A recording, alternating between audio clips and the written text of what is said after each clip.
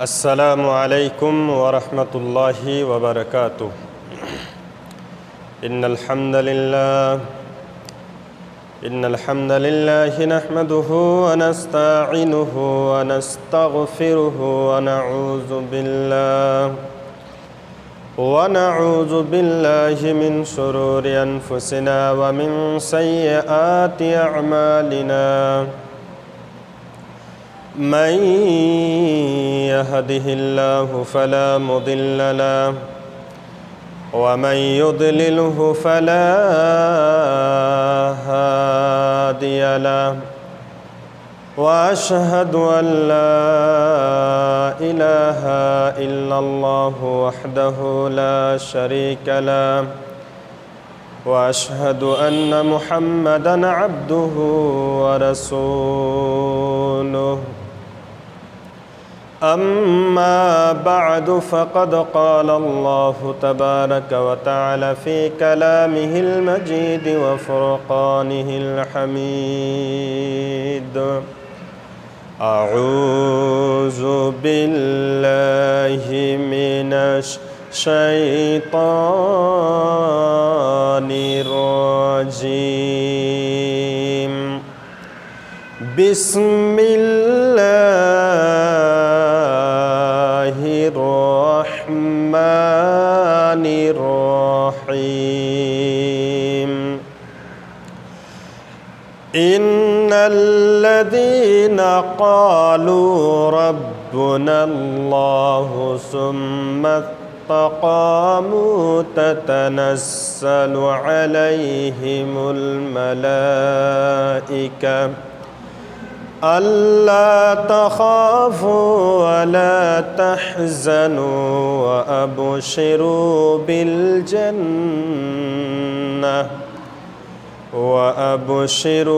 بالجنة التي كنتم توعدون وقال الله تبارك وتعالى في آيات آخر إن الذين آمنوا وعملوا الصالحات وتواصوا بالحق وتواصوا بالصبر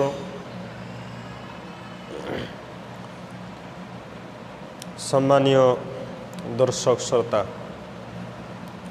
প্রশংসা আল্লাহ রাব্বুল আলামিনের, শান্তি বর্ষিত হোক প্রিয় নবী মুহাম্মদ সাল্লাল্লাহু আলাইহি ওয়াসাল্লামের উপর। আল্লাহুম্মা সাল্লি আলাইহি আল্লাহুম্মা বারিক আলাইহি। পবিত্র কোরআন থেকে দুটি আয়াত আপনাদের সামনে পরিবেশন করলাম। এই দুটি আয়াতকে কেন্দ্রে রেখে কিছু কথা বলবো। ওয়ামা তৌফিকি ইল্লা বিল্লাহ। রব্বুল আলামিনের কাছে দোয়া করি, রব্বুল আলামিন তুমি আমাকে সঠিক বলার, আমাকে সহ সমস্ত দর্শক শ্রোতাদেরকে তার উপর আমল করার তৌফিক দান করো, আমিন। প্রিয় দর্শক শ্রোতা, যে যেখান থেকে শুনছেন এই ভিডিওটি, সবাইকে আন্তরিক শুভেচ্ছা। আজকে আয়াতের পরিপ্রেক্ষিতে আলোচনা করব ধৈর্য সম্পর্কে। ইসলামের একটি গুরুত্বপূর্ণ অধ্যায় হচ্ছে ধৈর্য। যদি ধৈর্য কোনো মানুষের মধ্যে না থাকে তাহলে সে কুফরি করে ফেলবে, সে জান্নাতের মধ্যে যেতে পারবে না। তাই আল্লাহ রাব্বুল আলামিন পবিত্র কোরআনে প্রায় ৭১ বার, আমার তদন্ত অনুযায়ী ৭১ বার আল্লাহ রাব্বুল আলামিন বলেছেন ধৈর্য ধারণ করো। এই ধৈর্যের কথা আল্লাহ রাব্বুল আলামিন প্রায় ৭১ বার বলেছেন। আল্লাহ রাব্বুল আলামিন সারা পৃথিবীর সমস্ত মানুষের সরদার নবীজি সাল্লাল্লাহু আলাইহি ওয়াসাল্লামকে সম্বোধন করে বলছেন ফাসবির, হে মুহাম্মদ তুমি ধৈর্য ধারণ করো। হে মুহাম্মদ তুমি ধৈর্য ধারণ করো। কেমন ধৈর্য ধারণ করবে?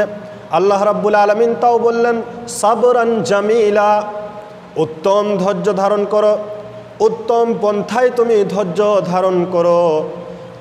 তুমি পৃথিবীতে এসেছো, তোমার কাছে বিপদ আসবে, মুসিবত আসবে, কিন্তু এই বিপদ এবং মুসিবতকে উপেক্ষা করে তোমাকে ধৈর্য ধারণ করতে হবে। আল্লাহ রাব্বুল আলামিনের প্রতি কোনো কমেন্ট না করেই তোমাকে ধৈর্য ধারণ করতে হবে। এর নাম হচ্ছে সবরে জামিল। আমি কোনো জিনিস চাইলেই আমি পেয়ে যাব আল্লাহকে, এই কথা নয়, বরং আমাকে ধৈর্য ধারণ করতে হবে। আল্লাহর নবী সাল্লাল্লাহু আলাইহি ওয়াসাল্লাম ধৈর্য ধারণ করেছেন এবং আল্লাহ রাব্বুল আলামিন মুমিনের অসংখ্য বৈশিষ্ট্য বলতে গিয়ে আল্লাহ রাব্বুল আলামিন বলছেন মুমিনের একটি বৈশিষ্ট্য হবে তারা ধৈর্য ধারণ করবে। আল্লাহ রাব্বুল আলামিন বলছেন ইন্নাল্লাযীনা আমানু ওয়া আমিলুস সালিহাত ওয়া তাওয়াসাউ বিল হাক্কি ওয়া তাওয়াসাউ বিস সাবর। আল্লাহ রাব্বুল আলামিন বললেন ইন্নাল্লাযীনা আমানু, যারা ঈমান নিয়ে এসেছে, যারা আমাকে এক ও দ্বিতীয় বলে স্বীকার করেছে। আল্লাহ রাব্বুল আলামিন এই সমস্ত লোকেদের গুণাবলী বলতে গিয়ে বলছেন যে ওয়া আমিলুস সালিহাত, এবং যারা নেক কর্ম করেছে, পৃথিবীর মধ্যে ভালো ভালো কাজ করেছে, এই ধরনের লোকগুলোকে আল্লাহ রাব্বুল আলামিন বলছেন ওয়া তাওয়াসাউ বিল হক, এবং যারা মানুষকে সত্যের দিকে আহ্বান করেছে, যারা মানুষকে ইসলামের দিকে ধাবিত করেছে। আর এই ইসলামের দিকে ডাকতে গিয়ে, নেই কাজের আদেশ দিতে গিয়ে যে মুসিবত এসেছে, যে বালা এসেছে, যে বিপদ এসেছে, এই বিপদে কি করেছে ওয়া তাওয়াসাউ বিস সাবর, ধৈর্য ধারণ করেছে। মুমিনের একটি বিরাট বড় বৈশিষ্ট্য হচ্ছে ধৈর্য ধারণ করা। আল্লাহ রাব্বুল আলামিন পৃথিবীর মধ্যে যতগুলো নবী পাঠিয়েছেন, এই নবীর ইতিহাস যদি আপনি পড়েন তাহলে দেখতে পাবেন যে সমস্ত নবীরাই ধৈর্য ধারণ করেছে। আল্লাহ রাব্বুল আলামিন পবিত্র কোরআনের মধ্যে অনেক নবীর কথা উল্লেখ করেছেন এবং তাদের ধৈর্যের কথা আল্লাহ রাব্বুল আলামিন উল্লেখ করেছেন। সর্বপ্রথমে যদি আমরা চলে যাই, হযরতে আদম আলাইহিস সালাম মাত্র একটা ভুল করার কারণে আল্লাহ রাব্বুল আলামিন তাকে জান্নাত থেকে নিক্ষেপ করে দিলেন জমিনের ভূপৃষ্ঠে। জমিনের মধ্যে হযরতে হাওয়া এবং আদমকে দুজনকে বিচ্ছিন্ন করে দিলেন। আল্লাহ রাব্বুল আলামিন এক নয় দুই নয়, আল্লাহ রাব্বুল আলামিনের নবী হযরতে আদম এক নয় দুই নয়, ইতিহাসের মধ্যে লিখছেন যে প্রায় 300 বছর ধরে কান্নাকাটি করেছিলেন যে রাব্বুল আলামিন তুমি আমাকে মাফ করো, আমার জড়িকে মিলিয়ে দাও। 300 বছর দোয়া করার পরে আল্লাহ রাব্বুল আলামিন তার দোয়াকে কবুল করেছিলেন। আল্লাহ রাব্বুল আলামিন মিলিয়েছিলেন 300 বছর পর। বিশাল একটা ধৈর্য ধারণ করতে হয়েছিল। হযরতে আদম আলাইহিস সালাতু ওয়াস সালামের মতো পয়গম্বরকে ধৈর্য ধারণ করতে যদি হয়, তাহলে আমাদেরকে অবশ্যই ধৈর্য ধারণ করতে হবে। কোনো মুসিবত আসলেই, বাবা মারা গেল, মা মারা গেল, সন্তান মারা গেল, অনেক কান্নাকাঠি করার পর, অনেক কাপড় ছিঁড়ার পর, অনেক চুল ছিঁড়ে নেওয়ার পরে আমি বললাম যে ধৈর্য ধারণ করুন, কারণ এর নাম ধৈর্য নয়। আল্লাহ রাব্বুল আলামিন বলছেন, হয় নবী সাবরান জামিলা, তুমি উত্তম ধৈর্য ধারণ করো, উত্তম ধৈর্য ধারণ করো। উত্তম ধৈর্য মানে কোনো কমেন্ট না করে, আল্লাহ রাব্বুল আলামিনের কোনো কমেন্ট না করে যদি আপনি ধৈর্য ধারণ করেন, ঝড় হয়েছে, আপনার ঘর ভেঙে গেছে, আপনার ফসল নষ্ট হয়ে গেছে, আপনার বেটা মারা গেছে, আপনার বেটি মারা গেছে, আপনার সন্তান হাতি মারা গেছে, কোনো কমেন্ট না করেই আল্লাহ রাব্বুল আলামিনকে বললেন, রাব্বুল আলামিন তুমি আমার ভাগ্যে যা লিখেছিলে তাই হয়েছে, আমি ধৈর্য ধারণ করলাম। আল্লাহ রাব্বুল আলামিন বলছেন যে এই লোকগুলোকে আমি কাল কিয়ামতের দিনে জান্নাতের মধ্যে দিব, জান্নাতে দিব।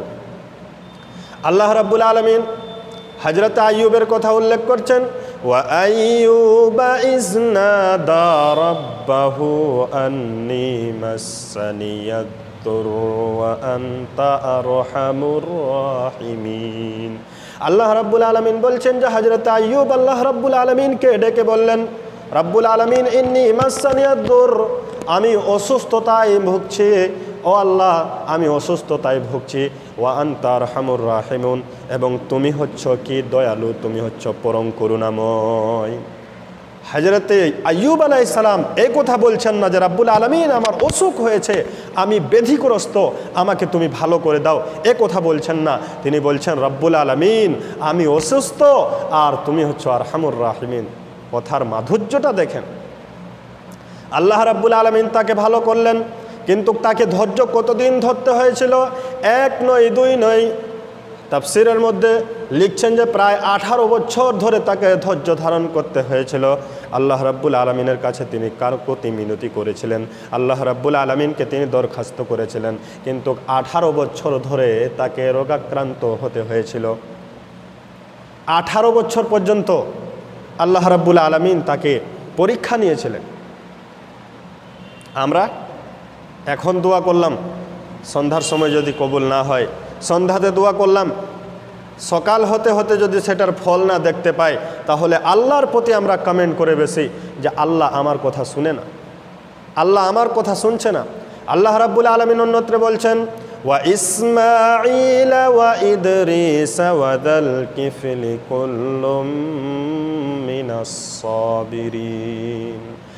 ইসমাঈল, ইদরিস এবং জুলকিফিল প্রত্যেকেই ছিলেন ধৈর্যশীল, প্রত্যেকেই ছিলেন ভালো মানুষ।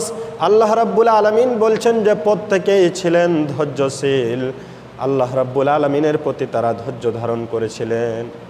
হযরত ইসমাঈল আলাইহিস সালাম কতটা ধৈর্য ধারণ করেছিলেন, যখন হযরত ইসমাঈলকে তার পিতা হযরত ইব্রাহিম আলাইহিস সালাম বললেন, ইয়া বুনাইয়া ইন্নী আরা ফিল মানামি আন্নী আন আযবাহুক ফানজুর মাযা তারা قال يا أبت فعل ما تؤمر ستجدني إن شاء الله من الصابرين।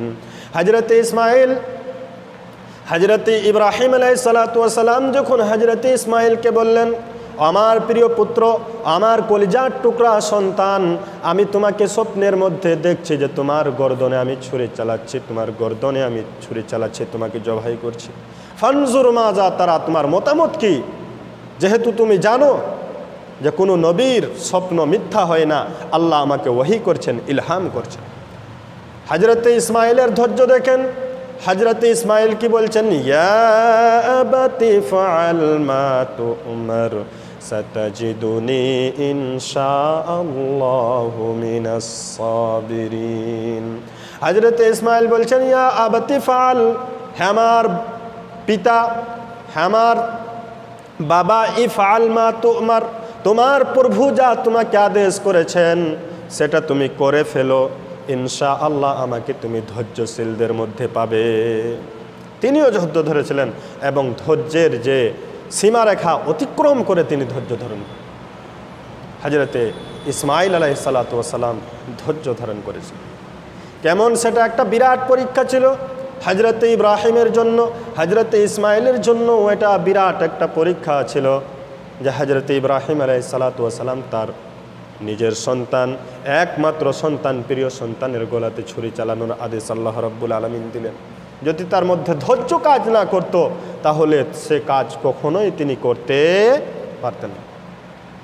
হযরত ইব্রাহিম ছিলেন ধৈর্যশীল, হযরত ইসমাঈল ছিলেন ধৈর্যশীল, হযরত ইদ্রিস ছিলেন ধৈর্যশীল, হযরতে জুলকিফিল ছিলেন ধৈর্যশীল।